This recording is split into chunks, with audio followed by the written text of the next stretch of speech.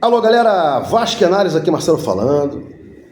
A notícia do dia é a seguinte: Justiça concede liminar para que Vasco e Flamengo sejam em São Januário, né? Pedro de Menezes Reis e Marcos Vinícius Reis ajuizaram uma ação popular distribuída para a Sexta Vara de Fazenda Pública da Comarca da Capital, e a juíza, a doutora Regina Lúcia C. de Almeida Costa de Castro Lima, deferiu a liminar para que o Vasco jogue no dia 19 em São Januário. O mando é do Vasco e ele tem que jogar na sua casa. E ela foi bem direta, bem didática, e disse o seguinte: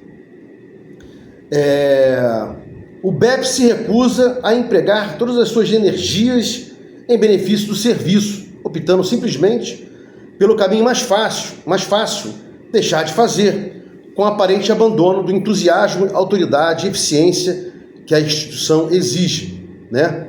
E aí ela continua: nesse diapasão, a eventual incapacidade técnica de órgão público não pode privar os populares torcedores de determinada agremiação esportiva da utilização do seu patrimônio histórico. Vasco é tombado.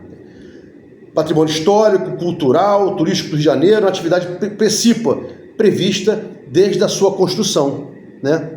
O Vasco é patrimônio do Rio de Janeiro e do Brasil. Não se trata apenas de um jogo, mas de respeito à história, à torcida, à liberdade de exercer sua paixão no lugar em que é sua casa.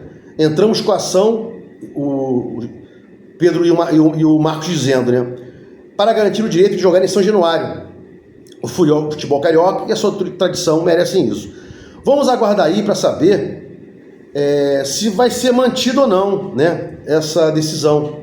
Fatalmente, o Flamengo ou algum outro órgão possa aí recorrer disso, né? Entrar com agravo de instrumento, pedir uma liminar, né? Para derrubar a liminar aqui embaixo, né? Em tese, entrar com agravo de instrumento para cassar a liminar deferida pelo juiz de piso através de uma liminar. É isso que eles vão querer, né? Então vamos aguardar aí. Acho que a decisão é muito justa. Por quê? Porque o Vasco tem que jogar na sua casa e o mando é seu. E a questão de segurança, a polícia tem que dar. Falei aqui várias vezes, o Pedrinho tinha que ter ficado com a boca fechada. Não falar sobre torcida única, torcida mista. Isso nunca foi problema do Vasco. O Vasco quero jogar na minha casa. Como é que se resolve isso aí? E aí as autoridades esportivas decidam a questão da logística. Tanto para tanto, 50-50, 90-10, 80-20, não importa. O que o Vasco quer é jogar na sua casa. Então a grande notícia do dia é essa aí. Vamos aguardar o desenrolar das situações, né? Bom, para continuar aqui, né, eu separei alguns temas. Que temas, Marcelo? Falo aqui, passo a falar.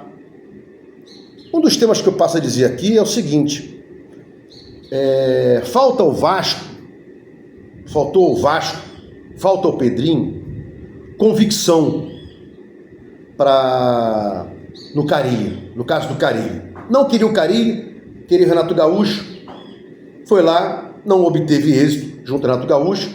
Já soltei vários vídeos sobre isso, não vou aqui voltar a repetir os porquês da história, mas Renato Gaúcho não quis, e aí o Pedrinho foi ao Carille.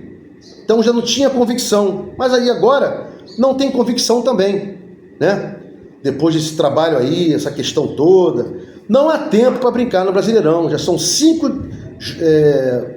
anos que o Vasco joga na segunda divisão, com 4 quedas. E o Pedrinho, por não ter convicção, ainda não mandou o Carille embora, né? Vai mandar no próximo jogo, no outro, vai aguardar o jogo de amanhã. Fluminense teve convicção. Mano Menezes, muito obrigado. Fluminense poderia cair, você salvou o Fluminense. Agora eu quero outra coisa. Isso aí é pensar para frente, né? Bom, seguindo aqui, e é interessante também que o Pedrinho e o Felipe digam: eu estava sabendo aí que ele ia poupar os jogadores, não estava sabendo. Isso tem muito a ver com sim ou não para o Carille ficar, né? Porque o que ele fez, colocar 8 jogadores diferentes de um time, mexer com a espinha dorsal de um time, jogar no campo do adversário. O Vasco é mega freguês do Corinthians, nunca ganhou Itaquera, não ganha não sei quantos anos, pelo amor de Deus, né? E para continuar aqui as lamúrias do vascaíno, não tem jeito. Lloyd, o que é o Lloyd, gente? 9 milhões, né? 9 milhões de reais. Era o Emerson Rodrigues, que não rodou. Ah, vou contratar um jogador com as mesmas características, as mesmas condições.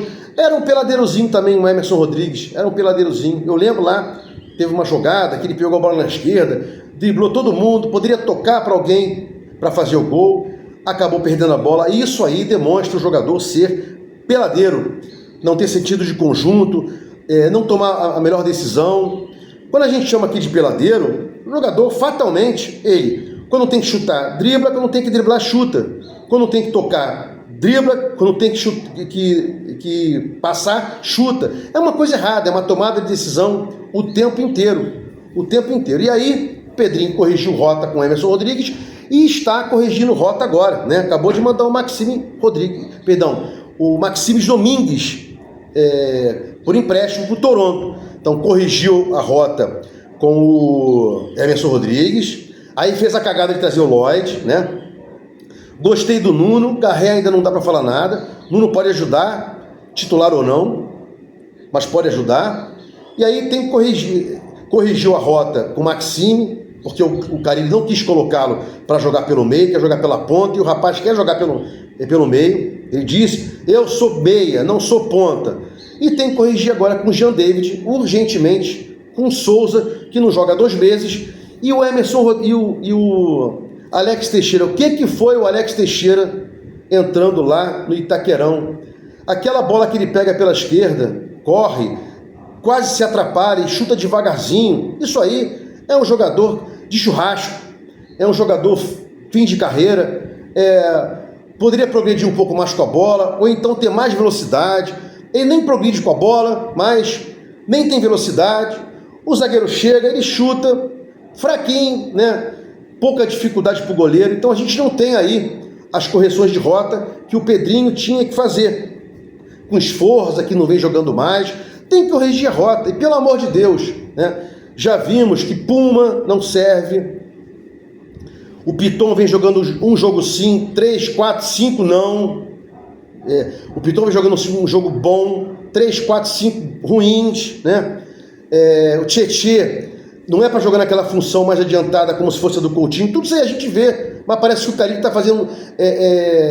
o Carille faz laboratório no Vasco, pior do que o professor Pardal. O professor Pardal tem um livrinho lá, né? Ó, se eu botar aqui isso aqui explode, então eu vou colocar menos para não explodir.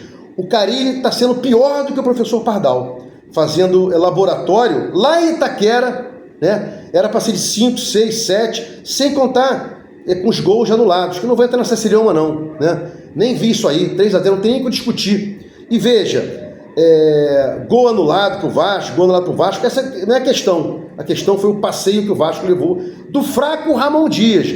Mas está com uma opção de jogadores bons. O Yui é bom, o holandês é bom, o meio de campo do Corinthians é bom. Então não tem como chegar e dizer que o Vasco, por exemplo, hoje está entre os 8 melhores elencos. Ao contrário, o Vasco é do 14º elenco para baixo. 14º, 15º e 16º. E do 17º ao 20º cai. Eu não quero falar que o Vasco vai cair, mas se não abrir o olho, deixar agora ir mansinho, é complicado demais. Se gostou do meu canal aqui, Vasco Análise, dos comentários, se inscreve e até o próximo vídeo.